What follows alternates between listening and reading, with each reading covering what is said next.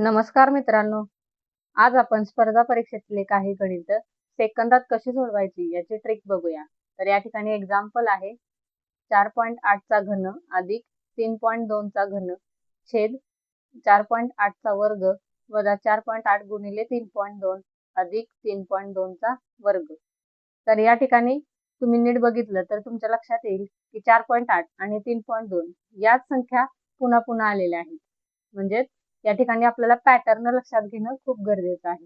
तर पॅटर्न कसा डिसाइड करायचा ते आपण बघूया.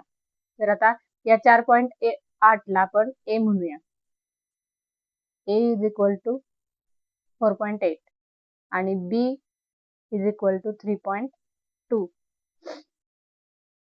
तर आता या ठिकाणी a चा घन आहे आणि b चा घन आहे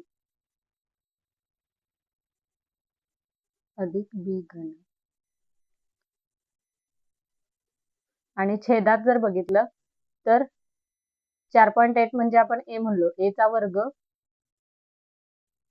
वजा ab अधिक 3.2 म्हणजे आपण b म्हणलो होतो, म्हणजेच b चा वर्ग.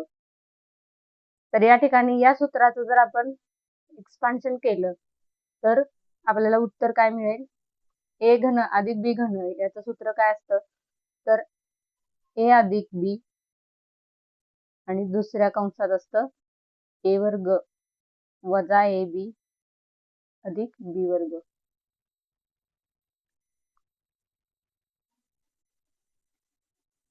आणि हे छेदातलं आहे त्याला आपण फक्त ब्रॅकेट घालून देणार आहोत. आता या ठिकाणी बघितलं तर हा ब्रॅकेट आणि हा ब्रॅकेट समान दिसतोय, म्हणजेच अंश आणि छेदात हा ब्रॅकेट एकमेकाला कॅन्सल होणार आहे. राहिलं काय? तर a प्लस b. म्हणजेच आपण a म्हणजे काय म्हणलेलो? 4.8 अधिक b म्हणजे 3.2. या दोन्हींची बेरीज केली तर आपल्याला उत्तर मिळणार आहे 8 आणि 2 10 चा 0, 7 ला 1, 4 आणि 3 7 आणि 1 8.